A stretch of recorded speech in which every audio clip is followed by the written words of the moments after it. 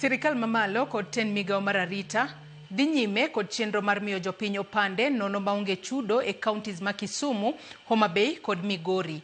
Chenro no ma osetim kuom thuolo mar jumbe 2 koro osemiyo jopiny maderom 35,400 mawuok e counties go oyudo opande.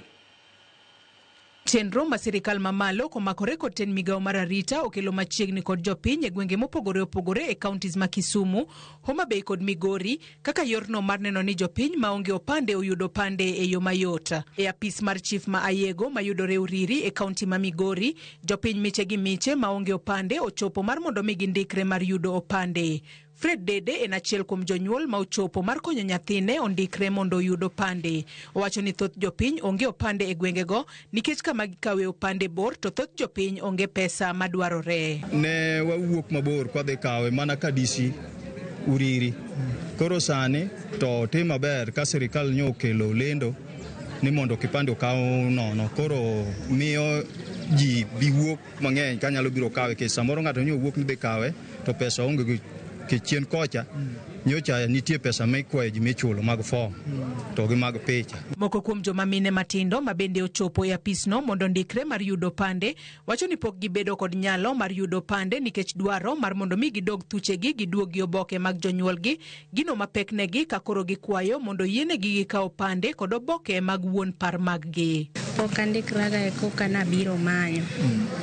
To kana biro manyo to gik midwaro ma chief dwaro mondo mi wayud kipande no gin ID moya dala kuma nonyuolwa e kocha to gi sani ok wanyal yudogi.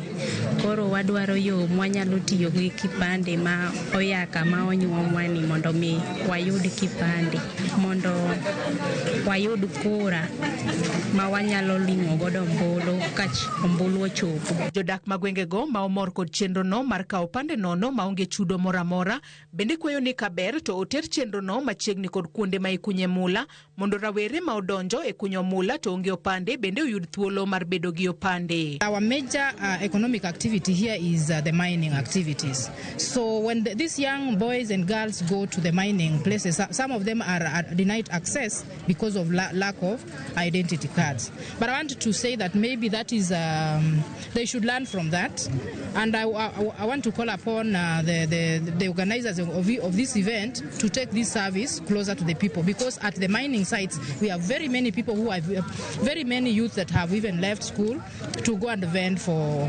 themselves, but they don't care whether they have IDs or not. So it is a good initiative by the government that will help our people actually. Kuom mano, rawere mawuok e counties ma Kisumu, Homa Bay kod Migori okwa mondo wuog oko okaw opande e kinde gi ma ikawo opande nono mondo gindikre kaka joluto ombulu. Opande gi ombulu miyo gi teko mar yiero jatelo ma gidwaro.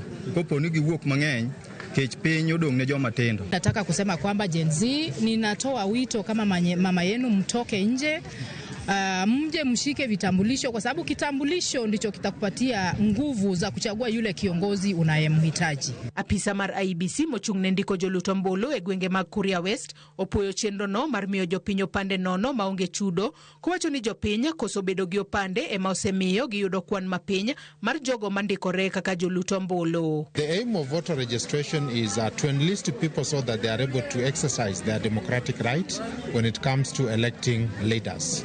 But again, you realize that constitutionally, the requirement, one of the biggest requirements of voter registration is ID document, either identification card or a valid passport. So if people do not have any of those, either of those two documents, then definitely we cannot enlist them as voters. So yes, we need people first to register for IDs, have them issued the IDs, then we are able to enlist them. Jodak e gwengego ogoyo erokamano ne sirikal mamalo kod migao mar arita kokalo e apis jagoro mongirore Dr. Raymond Omolo kuom kelo chenro mar kawo opande nono machiegni kodgi. Dago ne Raymond Omolo erokamano kuom kelonwa wacha idini kuma wakawa idine bor ogoro kuchicho transport ne yudo tek.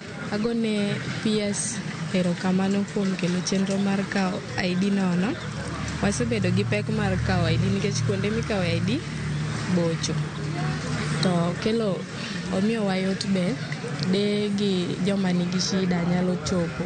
Odiochieng' ma kawuono, chenro mar kawo opande odhi mbele e kar chung' od bura ma Nyakach e kaunti ma Kisumu, kama omed jiw jogo maonge opande mondo owuog oko okaw opande kaito gindikre kaka joluto ombulu. Kuom jumbe 2 mokalo ma chenro no osebed ka itimo e kauntis ma Kaluo, ji 34,500 osendikore ne opande.